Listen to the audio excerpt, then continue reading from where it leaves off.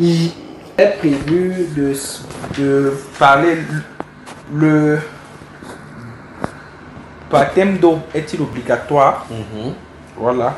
Et maintenant, la différence entre le baptême d'eau et le baptême de Saint-Esprit et de feu. Oui.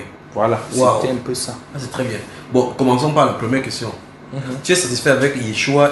C'est vrai, je dis que c'est satisfait. C'est limpide. Que Dieu te bénisse. Quand c'est bon, non. Ok. Que Dieu te bénisse. Bon, maintenant, deuxième, autre question. Passons à la question suivante. C'est au sujet du baptême d'eau.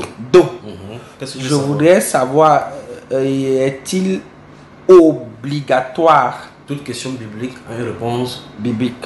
Allons-y dans la... Obligatoire, ça veut dire que si c'est... Quand c'est une loi. Oui. Parce qu'il faut qu'on garde à l'esprit que les chrétiens ont des lois. C'est-à-dire que quand c'est un devoir, c'est une loi. Oui, c'est une loi. C'est une loi. Comme c'est une question parce que moi, je suis baptisé par aspersion. Et de par certains enseignements que j'ai suivis, quand j'ai des discussions avec certains de mes proches, je leur dis que moi je dois me refaire baptiser parce que je n'ai pas été baptisé de par la définition de baptême. Eh bien, dans ce cas, tu ne dois pas te refaire baptiser, tu dois te baptiser. Je dois me faire baptiser. Parce que comme je dis dans un enseignement, comme tu le dis, on ne peut, en disant baptême par immersion, baptême par aspersion, ça n'a pas de sens. Oui, ça peut de sens. Puisque le mot baptême veut dire immerger. Voilà, comment on peut te baptiser, immerger en aspersion? Et pourquoi on va encore dire non, c'est un baptême par aspersion? Donc tu vois, si on te donne une personne d'immerger, il n'y a pas deux façons d'immerger. D'immerger, c'est de plonger dans. C'est simple, d'accord? Donc, dire... Et en tenant ce discours, c'est pour ça qu'il parlait de restauration des langues, même des langues. C'est un peu comme les gens disent, ils m'en vais à l'église. Tu vois que c'est rester au milieu chrétien pendant des années. Mais quand même tu parles, les gens ne peuvent pas comprendre. Ils ne peuvent pas comprendre que l'église, c'est le corps. C'est le corps. Et ce sont des êtres humains. Mais les gens on peut encore dire que je vais en assemblée. Même en assemblée. Tu vois cela? C'est parce que l'assemblée, c'est la réunion de ces croyants-là. Bon, maintenant, dans les Saintes Écritures, on voit donc le baptême. Et donc, je t'ai de vouloir dire avant d'avancer dans ta question que on ne doit pas dire baptême par aspersion. Parce que aspersion, ça veut dire qu'on fait des jets, des prolongements sur quelqu'un en versant un liquide. Mais maintenant, si on doit asperger, ça veut dire peut-être que vous avez versé l'eau du corps. Mais si c'est pour baptiser, le mot baptême c'est immerger, plonger dans. D'accord. Et donc, le deuxième volet, en disant que j'ai été baptisé par aspersion, par immersion, n'a pas non plus de sens. Ça n'a plus de sens. Ça n'a pas de sens. Puisque baptême veut dire immerger. J'ai été immergé par immersion. Ça n'a plus. Le problème, c'est que ce sont des linguistes et des spécialistes de la langue grecque et autres qui nous disent des bêtises comme ça. Non, ça veut dire qu'ils sont dans le coup, c'est tout. Donc, ils sont dans le donc ils savent ce qu'ils nous font complot, oui. C'est tout. C'est un coup monté quoi. C'est un coup bien orchestré. Ils ne sont pas bêtes.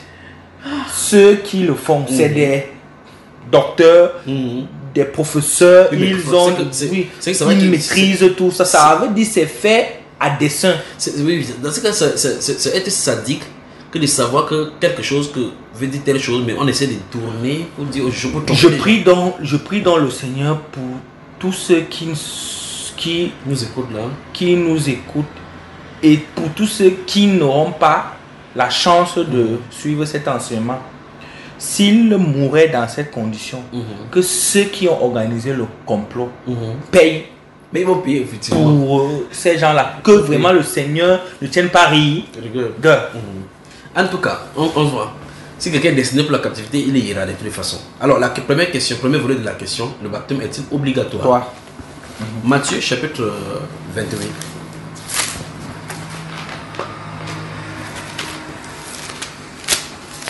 Matthieu, le chapitre 28. Ouais, je crois que c'est le dernier chapitre. Après, tu vas aller dans Marc. Bon, je suis à Matthieu 28, c'est le dernier chapitre. Verset 19. Je crois où le Seigneur dit allez, faites des nations de disciples. Verset 19. Bon, je lis à partir du verset 18. Jésus s'étant approché, leur parla ainsi. Tout pouvoir m'a été donné dans le ciel et sur la terre. Allez, faites de toutes les nations des disciples, les baptisant au nom du Père, du Fils et du Saint-Esprit. Et enseignez-leur à observer tout ce que je vous ai prescrit. Bon, je pose la question. Qui parle? C'est Jésus. Lis-moi le premier mot de l'ordre qu'il a donné. Allez. Stop. C'est quoi? C'est facultatif, c'est un ordre. C'est un impératif. C'est un impératif. Va. Voilà. C'est un impératif. Je te donne l'ordre d'aller. Bon, quand on part, c'est pour faire quelque chose. Ça veut dire pour exécuter. Bon, dans la mission d'aller, il y a quelle exécution que celui-ci qui est d'aller censé doit faire? Faire de toutes les nations des disciples en les baptisant. Donc, dans l'ordre d'aller, faire telle chose, le baptême est inclus comme étant un ordre. D'étant dans ce que s'il va pour aller faire ces choses, regardons dans l'esprit dans le livre de 1 Samuel chapitre 15. Quand Dieu a dit à Saül, va, c'est la même chose, pas vrai? Il a été commissionné. Je me souviens d'Amalek. Les Amalécites, quand les Juifs passaient, ils ont fait telle chose, ils n'ont pas reçu. Va maintenant, dévoue Amalek, pas interdit, passe au fil de l'épée. Tout ce qui a vu, homme comme femme, enfant comme nourrisson, ainsi de suite. Et les bêtes comme passe tout à l'épée. Il est allé. Il a fait ce qu'il avait fait, il a laissé tel roi, il a fait telle chose, pas vrai? C'est le truc. Ben, il est vraiment allé. A-t-il fait ce que le contenu de aller disait? Oui. La Bible déclare qu'il n'a pas fait. Dieu a dit clairement qu'il n'obéit pas à sa parole.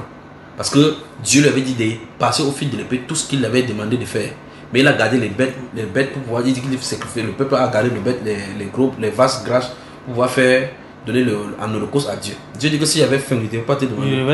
Tu vois cela? Donc, quand Dieu a dit va, si tu lis 1 Samuel chapitre 15, tu vois clairement que c'est à cause de ça que la loyauté a été déchirée sur lui. Amen. Alors, donc ici, nous voyons clairement que l'important n'est pas de marcher, courir pour aller. L'important c'est de regarder si l'ordre a été exécuté. Et donc maintenant, si moi je viens en tant que prédicateur, je te prédis, le baptême n'est pas obligatoire. Est-ce moi qui décide? Non. Qui m'a envoyé? Le Seigneur. Et qu'est-ce qu'il m'a dit de faire? Baptiser. Donc c'est un ordre pour moi de baptiser. Amen. Tu vois cela? Maintenant, si quelqu'un veut accepter de se baptiser, parce que dans cet ordre-là, il ne m'a pas demandé de forcer les gens à se baptiser. Je dois le faire, mais c'est à moi qui suis envoyé de dire aux gens ce qu'ils doivent faire. Et c'est à eux de le faire maintenant. Oui. Donc s'ils refusent de faire, je suis quitte. Toi, tu es quitte. Si moi je me fixe des idées en disant ce n'est pas obligatoire, c'est pas moi qui suis le maître. Le maître de ma commission. Je ne suis qu'un commissionnaire. Tu vois cela? Alors je suis censé aller faire exactement ce qu'on m'a demandé de faire. Acte chapitre 10.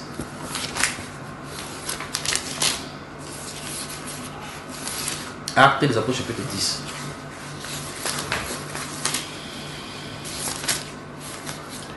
C'est bon. Verset 45, 46, 47. Acte chapitre 10, verset 45.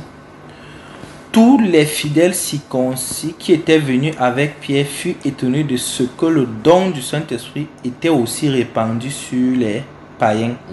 Car ils les entendaient parler en langue et glorifier Dieu. Alors Pierre dit, peut-on refuser l'eau du baptême à ceux qui ont reçu le Saint-Esprit aussi bien que nous? Et il ordonna qu'ils fussent baptisés au nom du Seigneur. Souligne-moi le verbe ordonner.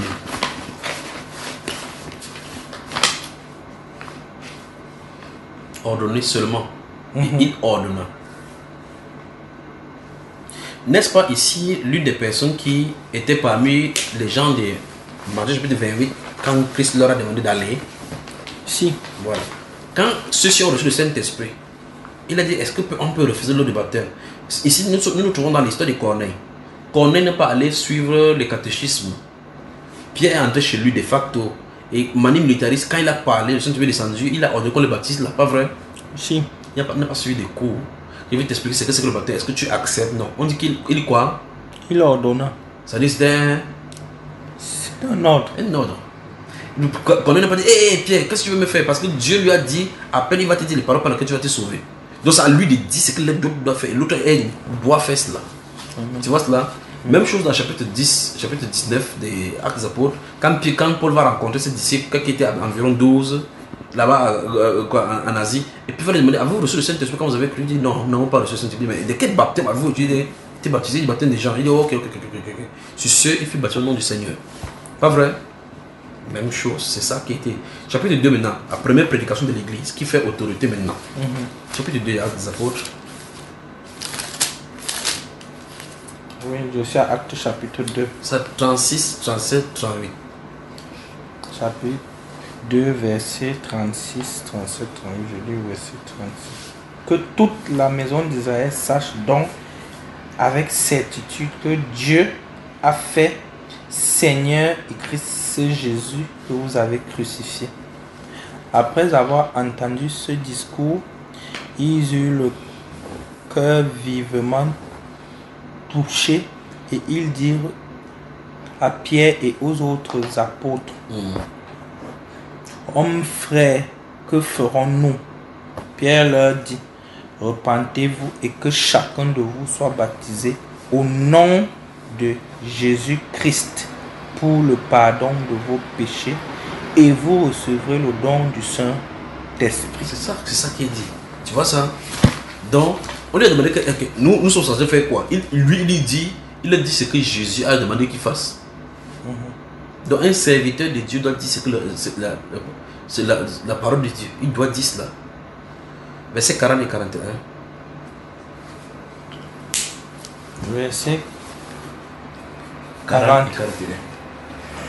Et par plusieurs autres paroles, il les conjurait et les exhortait, disant, sauvez-vous de cette génération perverse. Ceux qui reçurent de bon cœur sa parole furent baptisés, et en ce jour-là, le nombre des disciples s'augmenta d'environ 3000 âmes. Même dans Actes des Apôtres, chapitre 17, que nous avons vu tout à l'heure, quand Paul va finir de prêcher à l'aéroport, il a vu que certaines personnes vont croire au message après le baptême, ils vont se faire baptiser et ils vont se faire baptiser. Dans le chapitre 16 des Actes des Apôtres, toujours, quand il sera en prison, on va le mettre en prison. Quand le geôlier va prendre chez lui, la nuit, il va le faire baptiser. En fait, le baptême était le symbole même extérieur, même du fait que pour montrer que tu as cru au Seigneur Jésus. Et ça, ce témoignage extérieur, là, maintenant, c'est pas à cause de ça, avec ça, que tu entres au milieu de l'église. D'accord?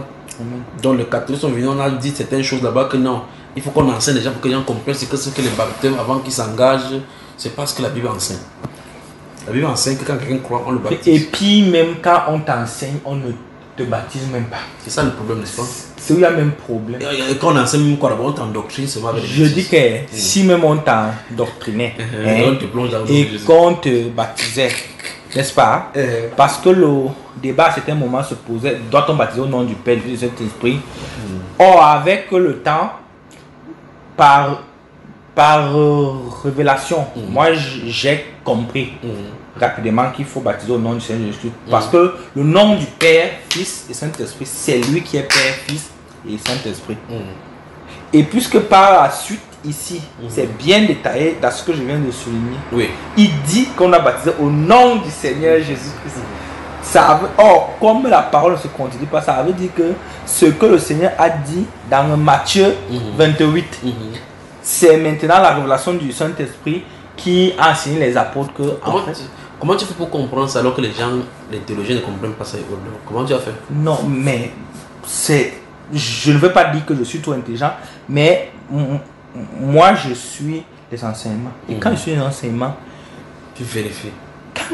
Quand c'est écrit, est-ce que tu dois refuser? Sauf si tu es de mauvaise foi. D'autres personnes disent que non, ils préfèrent suivre ce que Jésus a dit par rapport à ses disciples. Ils commencent à contredire maintenant Jésus à son disciple. Non, le même Jésus qui l'a dit, a dit, je vous enverrai, qui va vous rappeler ce que je vous ai et vous enseigner de nouvelles choses. Ça veut dire que Jésus était encore sur terre, il y avait un type de choses qui ne pouvaient pas se faire. Il fallait maintenant qu'il rentre dans sa majesté, dans sa toute puissance, afin maintenant qu'un type de choses puisse se faire sur terre. Donc, pour moi, ça veut dire que une fois partie dans sa majesté, l'esprit vient donc enseigner aux gens, en fait, que c'est lui dont il est et question. c'est donc ça même Apocalypse, la révélation, ça vient donc révéler aux gens que en fait, le Père dont je vous parlais, c'était même moi. Mais étant sur terre, Pourquoi il débrouille les gens comme ça, Jésus là? non, mais moi je pense que c'est lui le tout-puissant. Il sait, C'est ce qu'il fait. je crois en journée, tu m'as dit ici que en son temps, il fait ce qui est bon. Alors ça veut dire qu'en ce moment, les hommes n'étaient certainement pas prêts, battus pour comprendre que c'est lui le Père. En tout cas, s'il est désespoir, on devait le lancer le caillou. Non? Voilà. Amen. Donc on a répondu, n'est-ce pas, à la question. Propre. Donc Donc, si quelqu'un essaie de dire que non, si on croit maintenant le baptême c'était pour les juifs, c'était pour les juifs, c'est qu'il faut la délivrance, c'est pas vrai? vrai, c'est propre. L'autre volet de la question. Oui, c'était maintenant la différence entre le baptême d'eau et le baptême de Saint-Esprit et de feu. Donc ça fait trois différences, trois baptêmes là maintenant. Bon, Je vois généralement qu'on dit baptême de Saint-Esprit et de feu. Donc ça veut dire que ça semble être un seul baptême. Ça semble être, oui. Ok, on va voir ce que ça veut dire. Mais déjà, on voit que pour ce qui est la différence. Pour ce qui est de la repentance, non, pas de la repentance, je voulais dire, comme tu as dit, que la différence entre le baptême du Saint-Esprit et du feu, le baptême du Saint-Esprit et du feu. Pour le baptême d'eau, on voit clairement que c'est l'homme qui administre sur la terre et c'est à voir avec l'eau, on te plonge dans une rivière. Pour ce qui est du Saint-Esprit, c'est de la souveraineté du Seigneur Jésus-Christ. Parce que Jean le Baptiste, quand il est allé baptiser, quand tu lis en Jean chapitre 1 et chapitre 2 principalement, il est dit celui sur qui tu verras l'Esprit descendre et s'arrêter. C'est celui-là qui baptise du Saint-Esprit. Donc il est dit que c'est Jésus qui baptise du Saint-Esprit. Oui, c'est même dit dans plusieurs passages où il dit, moi je vous baptise. Jean baptise mais vous serez baptisé du Saint-Esprit. Oui. Si il m'en veut, je vous l'enverrai. Je vous l'enverrai. Voilà. C'est là bien. Donc, on voit clairement la différence entre le baptême d'eau et le baptême du Saint-Esprit. Mais la question c'est quoi donc le baptême du Saint-Esprit et du feu?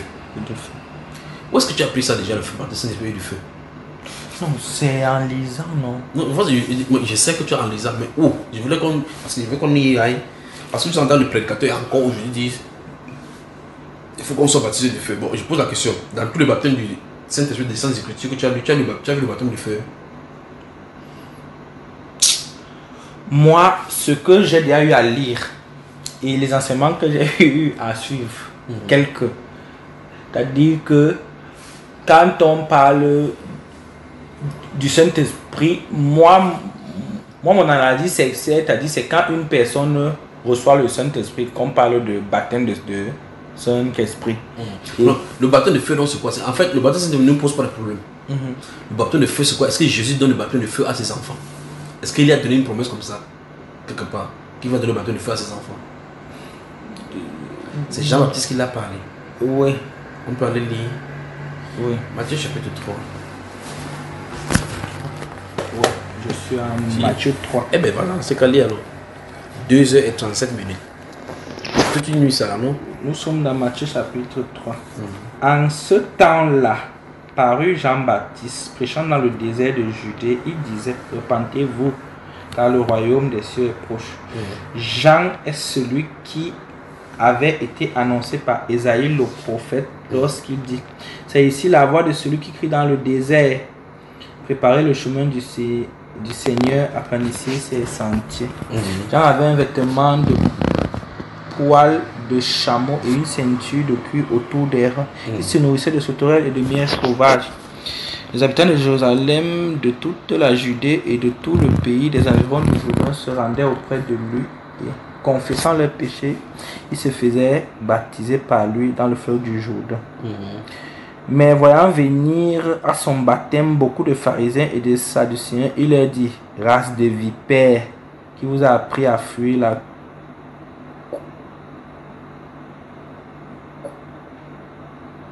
colère à venir.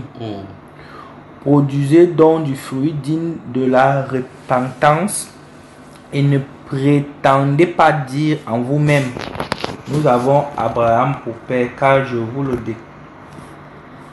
déclare que de ces pierres-ci, Dieu peut susciter des enfants à Abraham.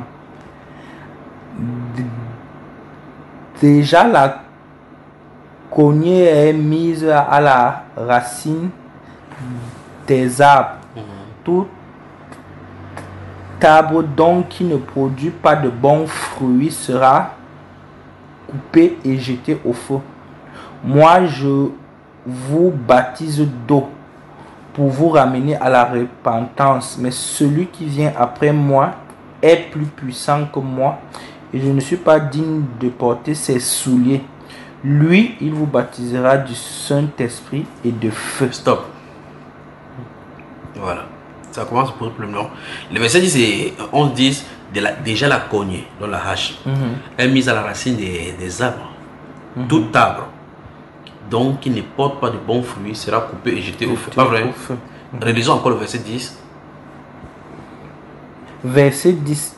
Déjà la cognée est mise à la racine des arbres. Tout arbre donc qui ne produit pas de bons fruits sera coupé et jeté au feu. Bon, on parle de quoi là-bas au verset 10? Essaie de m'expliquer, c'est dans ce que tu comprends. Ce que je vois qui est dit ici, c'est que les arbre ici peut faire référence à l'homme. À l'homme. Et la cognée qui est mise à sa racine, ça veut dire que le jugement est d'après. Prêt. Oui. Et donc on dit que tout homme qui ne produit pas de bons fruits sera enlevé et jeté où? Et jeté au feu. Voilà. Continuons maintenant en bas, verset 11. Mais moi je vous baptise d'eau pour vous amener. Moi je vous baptise d'eau pour vous amener à la repentance. Oui. Mais celui qui vient après moi est plus puissant que moi et je ne suis pas digne de porter ses souliers. Lui, il vous baptisera du Saint-Esprit et de feu. N'oublie pas qu'au verset 7, on a dit que voyant venir à lui le baptême et les Sadducéens à son baptême. Voyant venir, il a dit quoi? Race de vipères.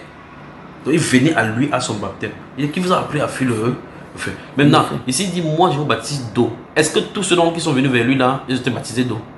Non. Voilà, donc il s'est acquis la naissance des péchés. Parce que quand tu viens à Jean-Baptiste, tu acceptes son baptême, c'est parce que tu acceptes la repentance. Donc ça veut dire que tu es prêt à recevoir le Messie.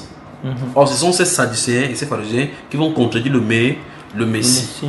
Parce que plus tard, dans Jean chapitre 3, verset 30, on va demander maintenant, ils vont dire que mais les pharisiens, en ne se faisant pas baptiser du baptême des gens, ont rendu nul et fait les desseins de Dieu dans leur vie.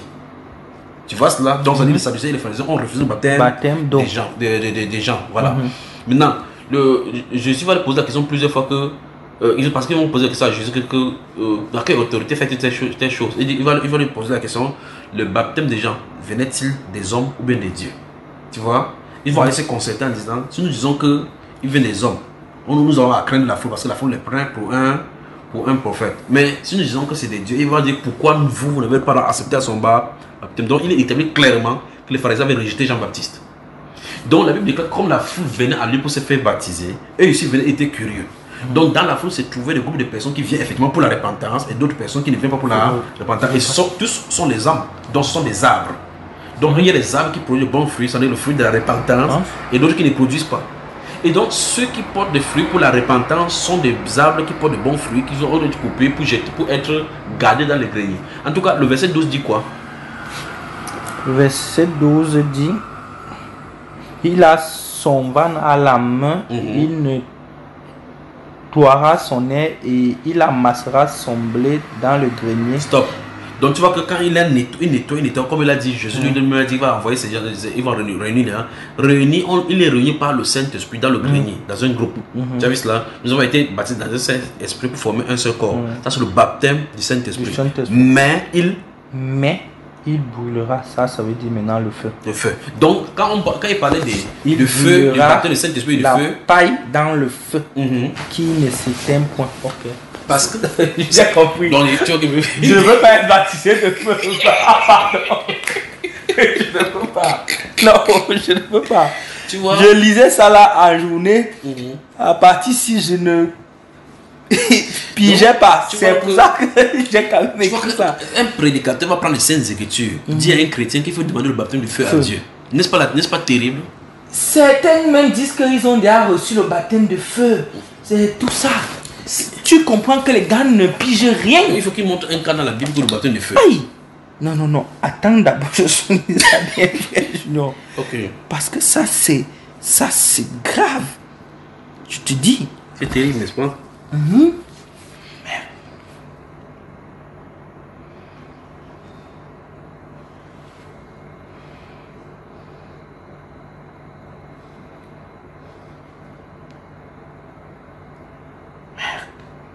N'est-ce pas terrible ça?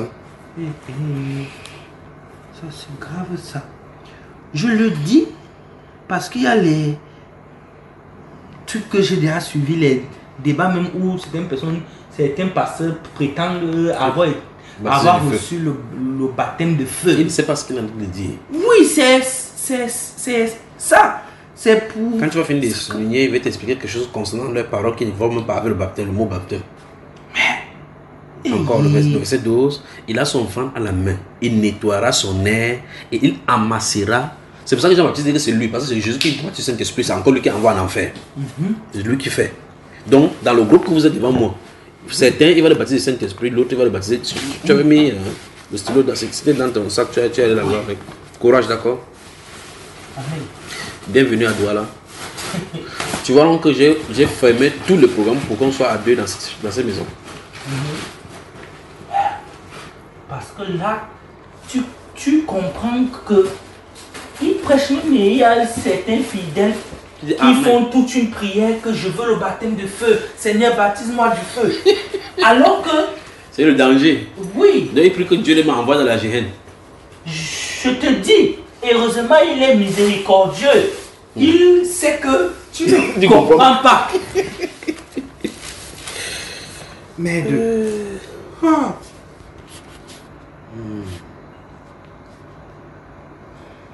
Donc on peut dire maintenant aux croyants, attention au baptême du feu. C'est ça, n'est-ce pas? Oui. Donc tu comprends donc que le baptême du feu, c'est pas pour les croyants. Non, c'est pour les incroyants. C'est pour les mécréants. Donc ça veut dire que si quelqu'un dit que Seigneur, baptise-moi du feu, il dit que donc tu es un incroyant.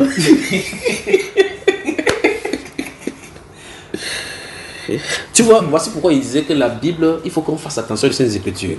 Parce que quand on voit, comme Jean-Baptiste a dit, il va baptiser du Saint-Esprit et du feu, on croit que simultanément, que l'autre baptise du Saint-Esprit baptise du feu. Pourtant, les deux là, c'est qu'il a dit, il a dit cela pour les deux groupes qui se trouvent là-bas au milieu d'eux. Tu vois cela? Voilà, il dit qu'il y aura un groupe qui va même avoir le baptême du Saint-Esprit, mais l'autre là, c'est le feu. C'est le feu. Tu vois cela? On va voir ça là dans l'Écriture, parce qu'il faut qu'on voit ça bien que tu aies compris. Il faut que ce soit clairement compris et clairement clair. Alors, donc, Jésus est celui qui baptise du Saint-Esprit. C'est celui qui a le pouvoir de la mort, la vie et la mort. Donc, celui qui envoie là-bas. Ça, Jean-Baptiste a donc, le verset 11, 12 et 13, ça 11, 12, 10, 11 et 12 s'explique au fur et à mesure. Il a d'abord parlé de l'arbre qui, s'il ne porte pas le fruit, sera jeté au feu.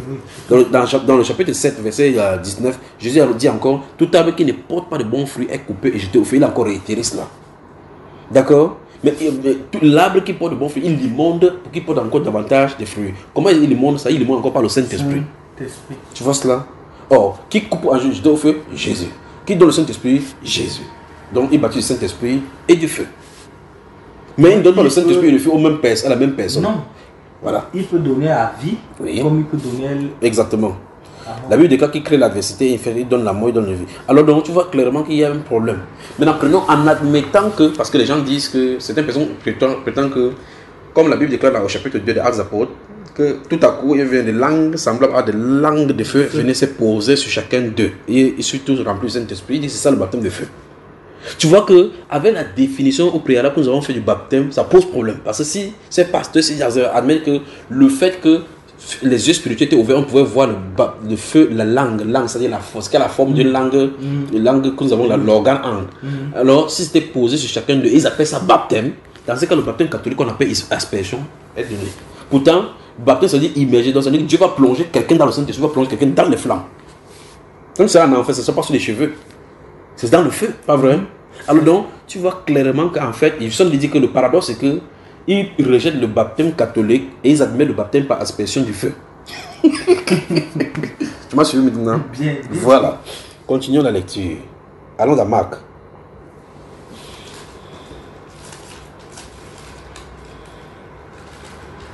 Je crois que c'est bien que nous allons dans Luc. Hein, on va. Ok. Je suis à Luc. Prenons à partir du verset, chapitre 3 toujours. Le verset 3. Lisons à partir du verset 1. Luc au chapitre 3, verset 1. La 15e année du règne de Tibère César, lorsque Ponce Pilate était gouverneur de la Judée, Hérode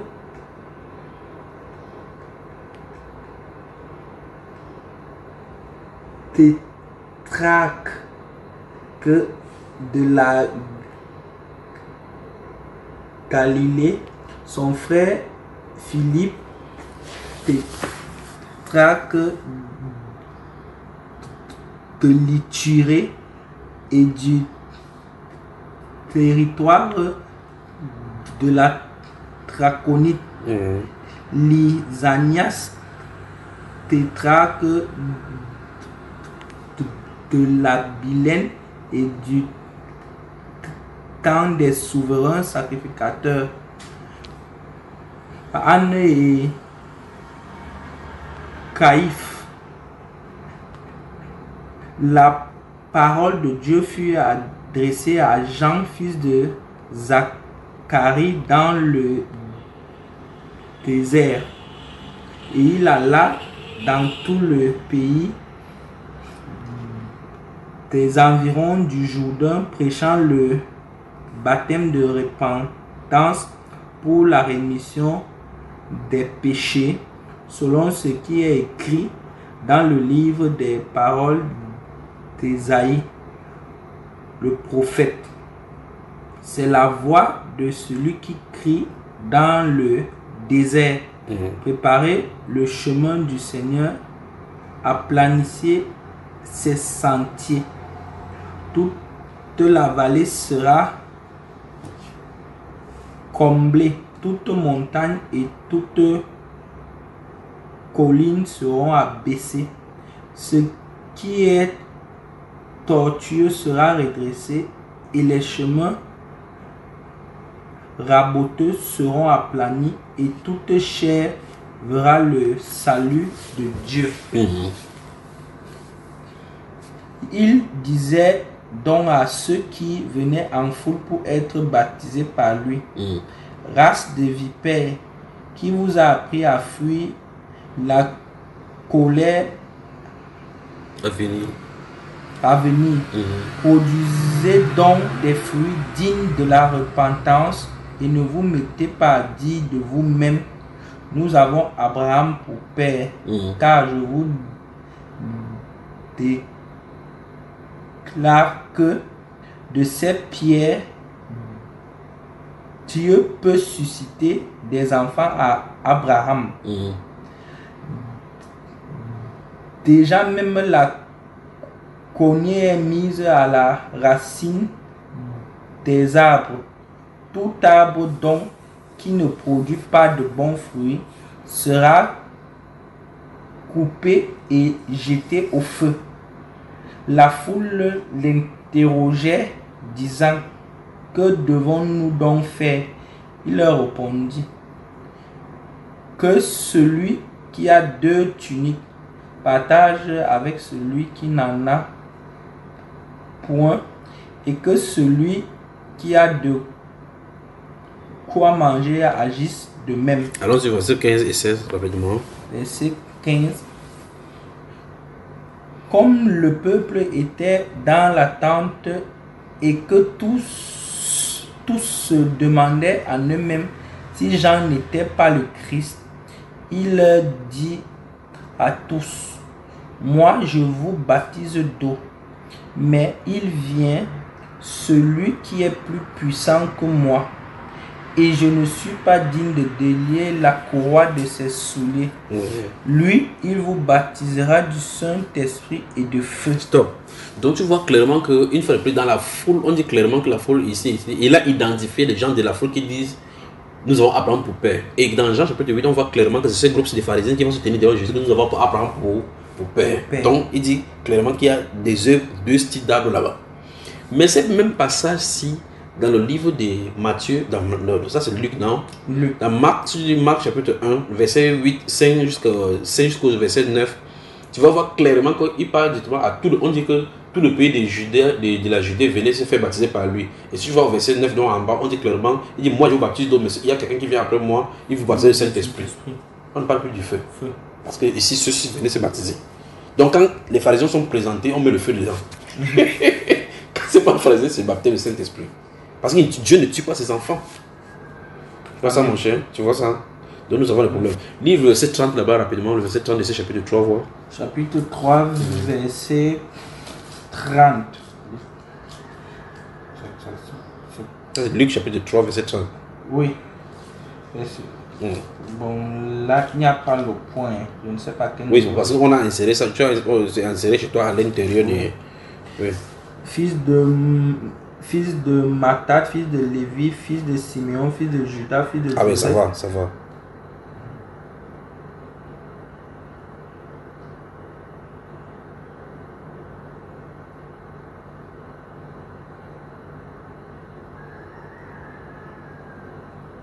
Voilà. Nous avons le chapitre 3 de Luc, c'est ça, non?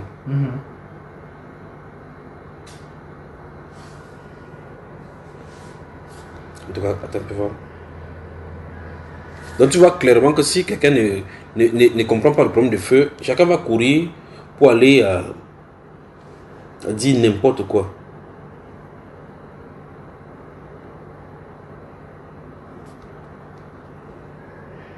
On dit n'importe quoi sur le baptême et puis on commence à dire des choses quand en réalité, parce que Dieu a dit alors que Dieu n'a pas dit telle ou telle chose. Chapitre 7. Chapitre 7 de Luc. De Luc, oui. J'ai cité ça tout à l'heure quand tu as parlé par rapport aux pharisiens ici, le baptême. Chapitre 7, verset 30, c'est ça que je voulais dire. Chapitre 7, verset 30. Il est 3 heures là. Mais les pharisiens et les docteurs de la loi, en ne se faisant pas baptiser par lui, ont rendu nul à leur égard le dessein de Dieu. Tu vois ça? Donc, Dieu avait prévu qu'un messager venait pour préparer le chemin. Celui qui accepterait devait faire accepter le Messie. Donc ça a commencé par là. Et tu dis, est-ce que le baptême est obligatoire? Tu veux commencer avec Dieu? Tu veux entrer dans la destinée? Il faut commencer par là. Amen. Amen. Donc, on a compris la différence entre les baptêmes. Si le baptême est obligatoire ou pas, le baptême, comment ça doit être fait, la différence entre le baptême et le Saint-Esprit. Et puis, c'est que le baptême le plus grand, c'est que le baptême du feu ne concerne pas les croyants. Pas les croyants. Voilà. Non, c'est même ça qui m'a été le plus un frère junior. Donc, tu peux dire que le baptême de attention, le baptême de feu est dangereux. Oui. Je ne vais même pas accepter que tu à côté de moi. Tu sais que mon peuple périt faute de connaissance. Plein de gens prient même déjà qu'ils veulent le baptême de feu. Ils n'ont pas encore reçu le Saint-Esprit, ils cherchent le feu. C'est ça. Que Dieu nous vienne vraiment en aide. Parce que quand même celui qui te prêche ne connaît même pas de quoi parler. Et c'est pour ça que moi je dis vraiment, il vaudrait mieux avoir un tireur qui a la révélation que d'avoir un tireur forceur. Parce qu'au moins par révélation, oui, ça vient de là, il te dit que le Père a dit que. Mais l'autre, est-ce que ça, on a besoin de révélation? Parce que c'est écrit. C'est connu dans les Saintes Écritures que quand le feu est utilisé en symbole, il s'agit du jugement. D'accord? Oui, mais tu as vu que moi-même aussi, je n'y comprenais rien. Parce qu'on dit que Jésus va baptiser. On dit que lui fait tout ce qui est bon. D'accord, peut-être. Oui, mais quand il va envoyer les gens en enfer, là, c'est pas lui qui envoie. Oui, c'est le feu.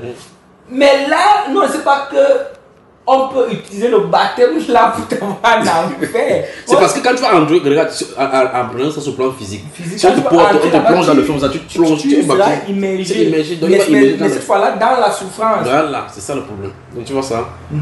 Un pasteur dit que j'ai reçu le baptême de feu. J'aimerais bien causer avec un pasteur qui me dise comment il a reçu ça. Et qui me montre un exemple dans les Saintes Écritures. Ou de quelqu'un qui a réussi là. Tu vois, on a des problèmes, pas vrai, frère? C'est ce que je dis. C'est-à-dire que quand on ne comprend pas ça, Et pour comprendre ça, frère Junior, il faut se le comprendre. Toi, tu as la révélation que beaucoup n'ont pas. Hein? Dans un moment, c'est logique que nous ne comprenons pas un type de chose. Mais il y a un problème. Quand on ne comprend pas quelque chose, on n'enseigne pas là-dessus. Voilà, c'est pour ça donc que je dis, nous autres, moi je ne peux pas prendre la parole pour me prouver que je n'ai pas enseigné. Je sais que ce n'est pas de m'accompagner. Justement. Mais plein de gens se lèvent à tort et à travers. Pour aller enseigner. C'est un problème, n'est-ce pas? Mais donc la première chose à vérifier, c'est est-ce que tu as été appelé? Si tu n'as pas été appelé à le faire, il faut quitter. Ce n'est même pas à celui-là de vérifier, c'est à nous les croyants qui suivent bêtement de jauger un peu celui vers qui tu veux te... Parce que c'est dangereux, hein, c'est dangereux. Sinon... Quand on fait un chrétien passe la nuit en train de prier le baptême du feu. Oui. Dieu est aussi dit que regarde-moi comment Dieu se souffle sur la terre. Il me demande qu'il le baptise par le feu. Mais quand on le plonge là-bas... Seigneur, viens nous en aide. Seigneur, viens. Puisse ton souffle souffler sur la terre et réveiller le cœur de l'église qui est endormi. Oh Seigneur, souffle sur ton peuple. Souffle, Père de gloire, sur ton peuple. Cette nuit, tu as soufflé dans cette maison. Tu as soufflé cette petite brise, oh Dieu de gloire, de paix. Et ça a stabilisé notre cœur dans l'héritage. Dans Jean 20, 22, tu as soufflé. Recevez le Saint-Esprit. Oh Père, et ta promesse n'a pas tardé à agir pendant quelques jours. Nous avons reçu le Saint-Esprit. Oh Père, donne à tes enfants de recevoir cette promesse. Souffle sur les cœurs et détruis les mauvaises semences. Souffle sur le cœur de tes enfants et nettoie ce qui n'est pas de toi. Souffle sur le cœur et nettoie toute impureté. Souffle sur nos pensées et nettoie toute logique de notre pensée. Souffle sur notre âme et nettoie toute souillure de nos âmes par des péchés, par des choses que nous avons contractées ça et là. Souffle au Dieu de gloire sur nos cœurs, enlève toute forteresse humaine installée en nous. Souffle sur nos cœurs afin que tout ce qui était comme saleté sur le livre écrit sur notre cœur, que ça sorte afin que ton esprit s'y établisse. Père de gloire, redresse-nous. Au nom de Jésus-Christ. Amen. Amen.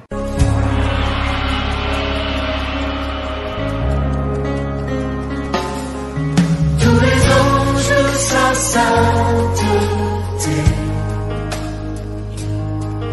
l'univers crie sa majesté. Chantons gloire et puissance, force et louange à l'agneau immolé, à l'agneau immolé. Les ténèbres ont reculé devant l'œuvre de la croix, devant l'agneau immolé, et le sang versé pour moi. Tous les anges de sa sainteté